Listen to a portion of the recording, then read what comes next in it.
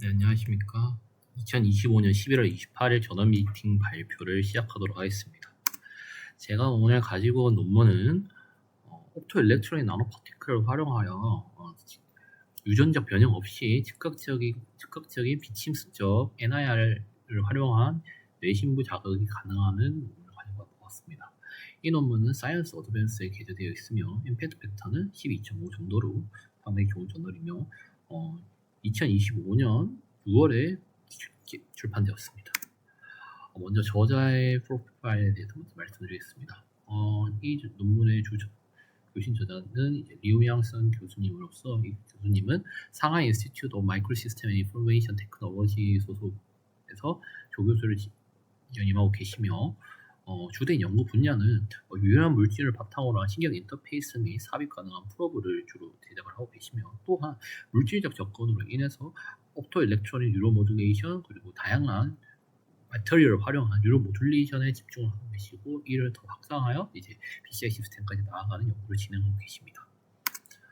먼저 발표에 앞서 간단한 개념적인 설명과 이전 디바이스들에 대한 소개를 먼저 시작하도록 하겠습니다.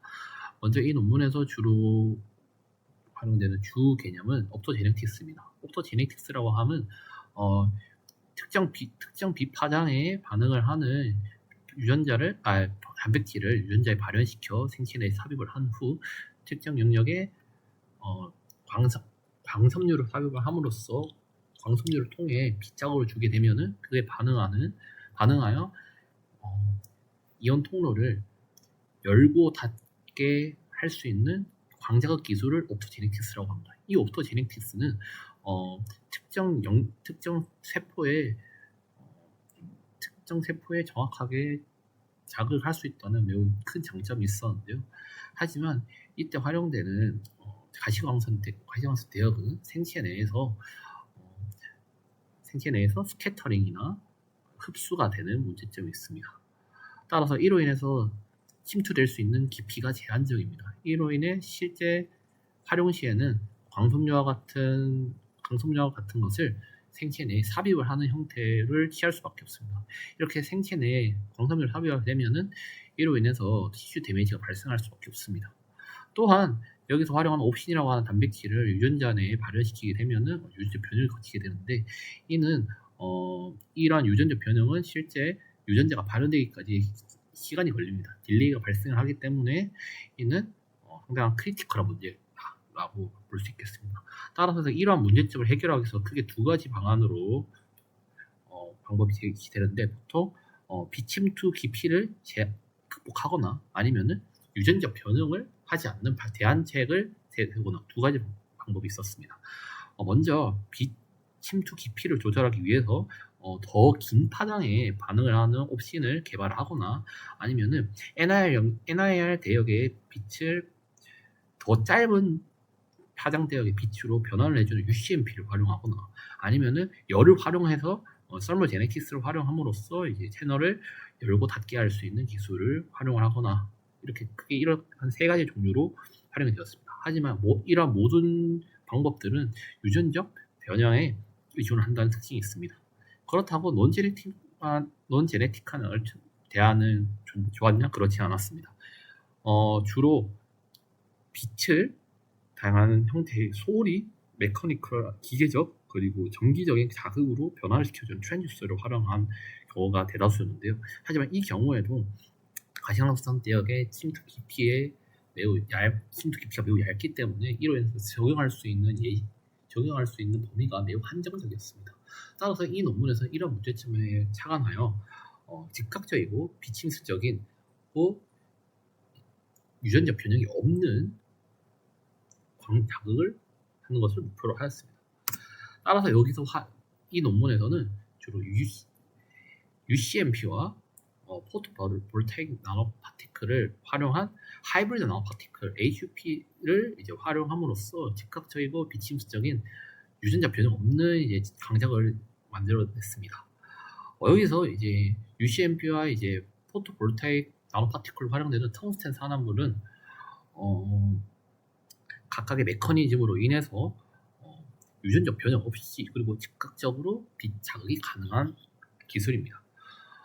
이로 인해서 매우 즉각적이고 비침스적인 자극이 가능하기 때문에 유전자 발현을 위한 딜레이 또한 걸리지 않아서 매우 좋은 특성을 가지고 있었습니다. 또한 생체 내에 이러한 나노파티클을 넣었을 때 항상 떠오르는 문제점이 바이오 컴패티빌리티에 대한 문제도 있었는데 이 또한 뒤에서 해결을 하였다라고 볼 수 있겠습니다. 먼저 메커니즘에 대해서 설명드리겠습니다. 먼저 첫 그림을 보시면은 이 논문의 핵심 메커니즘을 담은 그림입니다. 먼저 생체 외에서 NIR 내역에 빛을 쬐주게 되고 이를 이제 생체 내에 삽입을 하였던 나노파티클 중 하나인 UCMP를 활용을 합니다. 이때 UCMP는 히토류 기반의 물질을 통해서 도핑을 한 후에 삽입이 되게 되고 이때는 이제 NIR 대역의 빛을 받아들여서 청색광을 방출하게 되고 이 청색광을 이제 포토볼타익 나노파티클인 청색 산화물이 받아들임으로써 포토커런트를 발생하게 됩니다. 이로 인해서 발생된 전기장이 이온 채널을 열고 닫게 할 수 있고 이로 인해서 이제 신경세포가 활성화되거나 억제될 수 있는 특징을 가지고 있습니다. 먼저 각각 UCMP와 텅스텐 산화물에 대한 구조 및 특성에 대해서 알아보겠습니다. 먼저 UCMP의 구성에 대해서 알아보겠습니다. 구성에서는 주로 센시타이저와 액티베이터 딱 두 가지가 있겠는데요. YB3 플러스와 TM3 플러스라는 이온을 도핑을 하게 됩니다. 이때 YB3 플러스는 빛을 흡수하는 역할을 하게 되며 TM3 플러스는 빛을 방출하게 하는 역할을 하게 됩니다. 이 두 가지로 인해서 NIR 대역의 빛을 받아들이고 청색광 계열의 빛을 방출할 수 있게 됩니다. 그리고 또한 구조 또한 눈여겨볼 만한데요.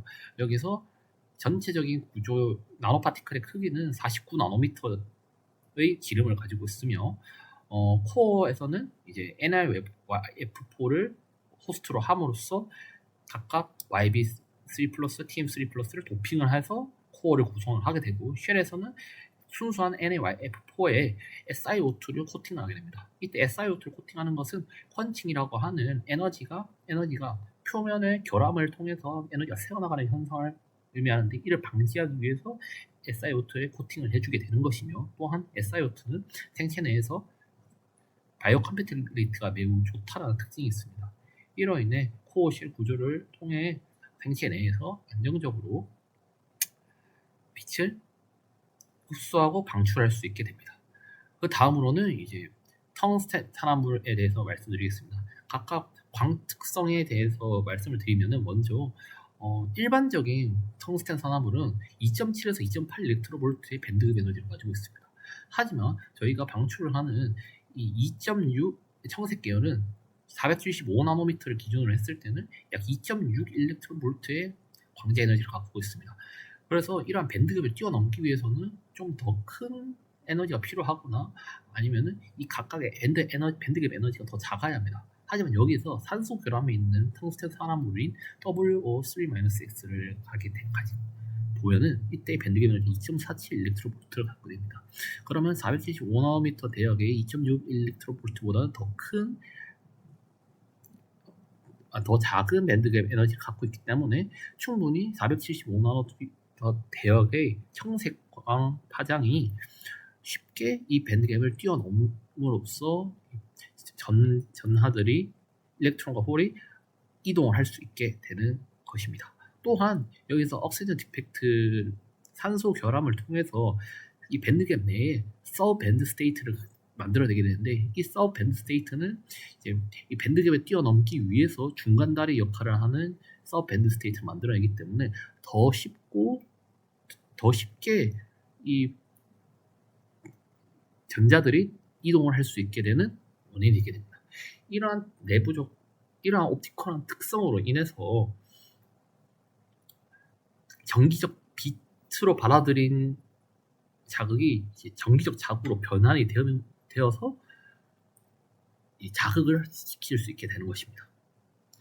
이를 실제 바이오 컴패티빌리티 테스트를 했을 때 이 HP라고 하는 나노파티클 UCMP와 텅스텐 산화물의 하이브리드 나노파티클을 1주, 2주, 3주 동안 비교를 한 것인데요. 1주, 2주, 3주 동안 거의 차이가 없으며 또한 광섬유와 생체 일렉트로드를 삽입을 했을 때의 경우보다 이러한 에스트로사이트나 마이크로글리아의 발현이 훨씬 적다라는 것을 눈에 띄게 확인할 수 있었습니다.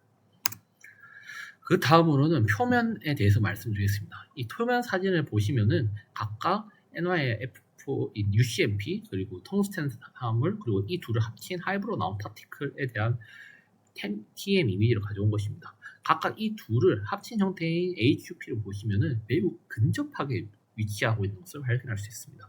이것이 왜 중요하나를 확인하기 위해서 먼저 에너지 트랜스퍼 패스웨이에 대한 이해가 필요합니다. 에너지 전달 경로라고 하는데 크게 두 가지로 원거리와 근거리로 나뉘게 되는데요. 원거리에서는 복사가 주된 경로인데요. 이 거리가 파장보다 청색광 파장보다 훨씬 크게 되면 UCMP가 낸 청색광이 공간을 통해 전파해서 이 텅스텐 산화물이 이걸 흡수하게 되는 것입니다. 그것이 복사이고 이제 근거리에서 비복사는 이제 매우 수나노미터 정도로 매우 가깝게 되면 광자를 실제로 내보내는 것이 아니라 UCMP 자체의 들뜬 상태의 에너지가 직접 텅스텐 산화물을 통해 넘겨지게 되는 것입니다. 이렇게 되면 광 손실 없이 바로 흡수가 되기 때문에 이러한 비복사로 인한 에너지 경로가 더 많아지게 되면은 더 쉽게 텅스텐 산화물이 에너지를 얻을 수 있게 되는 것입니다. 이를 이제 광 발광을 통해서 확인을 했을 때 UCMP 자체로만 두었을 때는 이렇게 450나노미터 대역에서 매우 큰 인텐시티를 가지고 있지만 UCMP와 텅스텐 산화물 1대1로 혼합시켰을 때는 매우 줄어든 거의 95% 정도까지 줄어든 형태를 볼 수 있습니다. 이로 인해서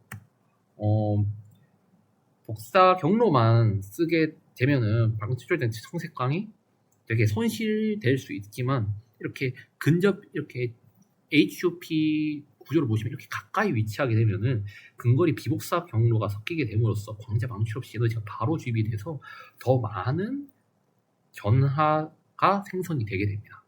그렇게 되면은 좀 더 쉽게 포토커런트로 인해서 전기적 자극이 가능하게 된다라고 이해해 주시면 될 것 같습니다.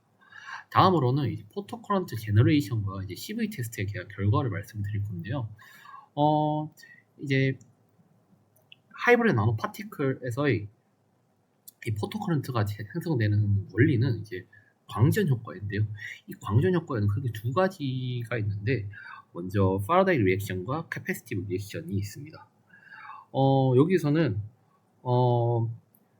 파라다이 리액션은 크게 말하면 산화 환원 반응에 의한 리액션이고 이에 의해서는 전극이 부식되고 이로 인해서 독성을 띌 수 있기 때문에 장기간 안정성은 매우 떨어지게 됩니다. 하지만 캐패시티를 충전하는 전하가 충전되고 분리되는 현상을 활용한 메커니즘은 화학적 반응이 없기 때문에 매우 안정적이며 바이오 컴패티빌리티한 특성이 있습니다.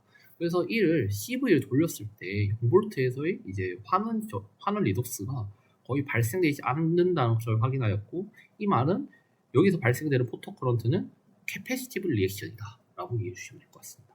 따라서 여기서 시간을 주었을 때 포토커런트가 이런 식으로 발생이 되며 이때의 값이 약 0.5 마이크로 정도로 매우 작지만 이는 매우 실제 두개골에서의 실험을 통해서 한다면 충분히 수십 마이크로 단위까지 낼 수 있다는 특징이 있습니다. 다음으로는 이제 인비트로 실험에 대한 결과를 말씀드리겠습니다. 먼저 실험 방법으로는 슬라이스를 절개해서 담아놓고 각각에 대해서 이제 패치 클램프를 통해 각각 결과를 냈습니다. 이때 NIR을 쏴주었고 먼저 볼테지 클램프를 확인했을 때는 UCMP와 텅스텐 산화물이 모두 존재할 때 NIR 대역의 NIR 대역에 빛이 쏴줌과 동시에 포토커런트가 바로 발생된 것을 확인할 수 있습니다. 또한 NIR 펄스가 발생함과 동시에 신경 신호가 바로 싱크로나이즈 되는 것을 통해서 실제로 NIR을 쏴주자마자 신경 활동이 일어난다라는 것을 볼 수 있습니다. 그 다음은 커런트 클램프인데요. 이제 빛을 쏴 주었을 때 이제 세포망에서 디플레이션이 매우 분명히 나타난다는 뜻이며, 이는 이제 신경 세포 내에서의 스파이크를 발생한 게 충분한 값을 가지고 있는 것을 그래프를 통해 확인을 할 수 있었습니다. 이 두 그림은 이제 뇌신부 영역뿐만 아니라 이제 피질 대역, MPFC, ACC와 같은 피질 대역에서도 충분히 이 하이브리드 나노파티클을 통한 자극이 충분히 유효하다라는 것을 보여주었습니다. 여기서 살펴보시면은 한 번의 펄스에 되게 멀티플한 스파이크가 발생하는 것을 확인할 수 있습니다. 보통 옵토제네티스를 통해서는 한 번의 펄스에 한 번의 스파이크가 발생하는데, 여기서는 이를 통계적으로 분석해 보았을 때 펄스 듀레이션이 점점 커짐에 따라 스파이크 발생 확률이 100%를 넘는 것을 확인할 수 있습니다. 즉, 이것이 왜 그렇게 발생하느냐를 생각해 보았을 때, 이제 옵토제네티스는 단백질 채널 개폐에 의존하기 때문에 한 펄스에 한 번의 스파이크가 발생하는 것이 최대이지만, 하이브리드 나노파티클을 활용하게 되면은 이로 인해서 발생하는 세포의 전기장으로 이온 흐름을 밀어주기 때문에 이 텅스텐 산화물 결함의 이제 디트래핑 및 계면 카피시터 방전으로 인해서 방전류가 좀 더 천천히 줄어들기 때문에 한 펄스 내에서도 여러 번 이렇게 스파이크가 발생을 할 수 있게 되는 것입니다. 실제로 3개의 뉴런에서 각각 16번씩 18번을 확인을 했을 때 60ms 이상부터는 전부 한 번의 펄스에 2번 이상의 스파이크가 발생하는 것을 확인할 수 있었습니다. 이처럼 보편적인 옵토제네틱스와는 다르게 하이브리드 나노파티클을 활용하면은 멀티 스파이크가 발생됨으로써 이는 더 강한 자극을 줄 수 있다라는 것을 나타냅니다. 그 다음으로는 이제 인비보 실험에 대한 것인데요. 인비보 실험에서는 크게 두 가지 영역에서의 실험을 진행하는데 MS 영역과 VTA 영역으로 나누었습니다. 먼저 MS 영역에서는 다음과 같이 실험을 구성을 하였는데요. 이 MS 영역은 이제 해마와 연결된 다양한 신경 네트워크를 구성하는 것으로 알려져 있고, 이 영역에 이제 나노파티클을 주입을 한 후에 일주일 후에 이제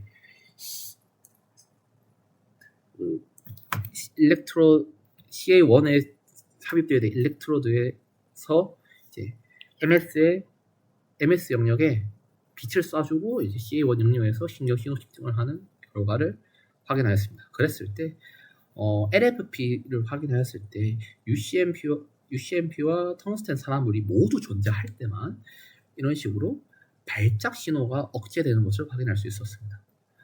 하지만 이 둘 중에 하나라도 없게 되면은 발작 신호가 전혀 억제되지 않았습니다.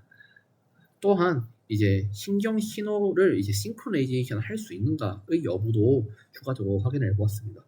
이때 활용된 주파수 대역은 세타파 대역으로 6에서 12Hz로 선정을 하였고, 그랬을 때 6Hz, 8Hz, 6Hz, 8Hz, 10Hz, 12Hz에서 각각 신호가 동기화가 되는 것을 확인을 할 수 있었습니다.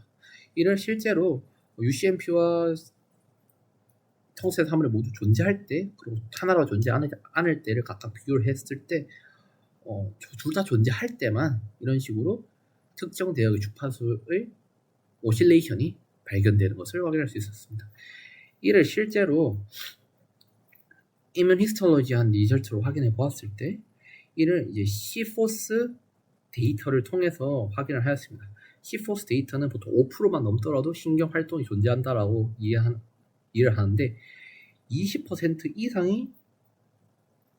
이상일 때의 결과가 NIR을 쏴주고 UCMP와 텅스텐 산을 모두 존재했을 때가 20% 정도로 존재하기 때문에 이는 매우 강한 신경 발화가 일어난다는 뜻이며 실제로 HUP를 통한 자극 효과가 매우 크다라고 이해할 수 있습니다. 이를 이제 VTA 영역에서 확인해 보았을 때 실제 VTA 영역은 도파민과 관련된 영역이며 도파민 방출과 관련된 영역이기 때문에 그리고 이제 이로 인한 이제 사회적 행동에 영향을 주는 회로를 담당하고 있습니다. 이제 첫 날에는 나노 파티클을 넣어주고 그리고 3일간 트레이닝을 시키게 됩니다.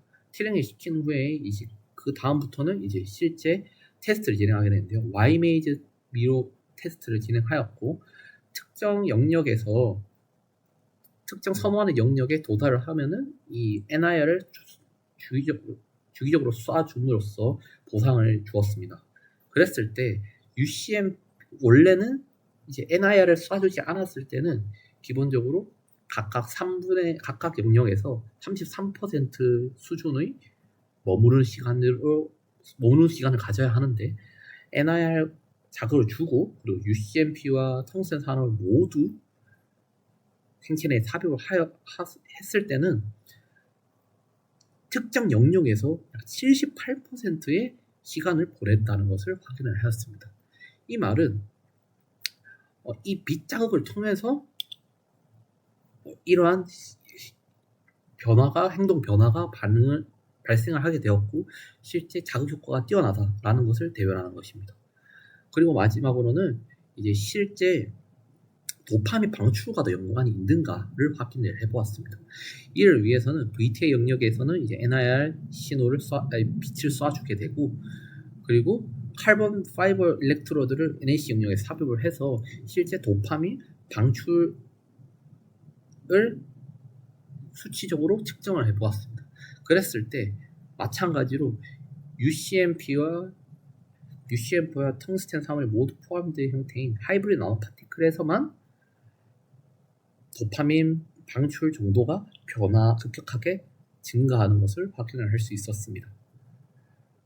마찬가지로 인면 히스토로지 리절트를 통해서 시포스 데이터를 확인했을 때 이전 결과와 비슷하게 20% 대역의 시포스 익스프레션 비율을 나타내었고 매우 강한 신경 발화를 나타냈다라고 이해할 수 있을 것 같습니다. 즉, 이 논문에서 인비보 실험을 통해서 각각 이 HUP 나노 파티클을 통해서 광자극을 했을 때 매우 자극 효과가 뛰어나다는 것을 암시하고 있습니다. 네, 결론적으로 이번 논문에서는 이전 옵토제네티스 기술에 대한 한계점을 극복하기 위해서 이러한 UCMP와 텅스텐 산화물을 결합한 형태인 하이브리드 나노 파티클을 활용함으로써 유전자 변형 없는 즉각적이고 비침수적인 뇌신부 영역 자극을 하는 것을 목표로 하였는데요. 정리를 하면은 이런 식으로 HUP UCMP와 텅스텐 산화물을 결합함으로써 HUP 나노파티클을 통해서 전기장을 생성함으로써 그 전기장에 의한 신경세포의 팔궁극을 불러일으키게 되고 이는 다음과 같이 앞서 얘기한 리절트들에 의해서 매우 자극 효과가 뛰어나다라고 증명을 하였습니다. 이 논문에서는 노벨티는 당연히 노인베이시브하고 유전자가 필요 없는 그리고 즉각적인 반응이 가능하다라는 것입니다. 하지만 이 논문에서도 한계점은 분명히 존재합니다. 바로 스페시피티 타겟팅이 어렵다라는 특징 그리고 장기간 안정성이 입증이 되지 않았다라는 문제점이 있고 그리고 완전한 non-invasiveness를 해결하지 못했습니다. 침습적으로 신경 신호를 측정하는 데 있어서는 일렉트로드를 삽입했기 때문에 완전한 비침습적이라고는 할 수 없습니다. 따라 이 논문에서의 이러한 기술을 좀 더 넓게 활용을 할 수 있는 방안은 뇌전증이라든지 도파민 관련한 모듈레이션 그리고 우울증 등 파킨슨 병 등의 이제 신경 질환을 해결하기 위해 이러한 non-invasive한 나노파티클을 활용한 즉각적인 자극이 해지게 된다면 더욱더 효과적으로 이러한 신경질환 해결까지 가능할 것으로 예상됩니다. 네, 이상으로 저널 미팅 발표를 마치도록 하겠습니다. 감사합니다.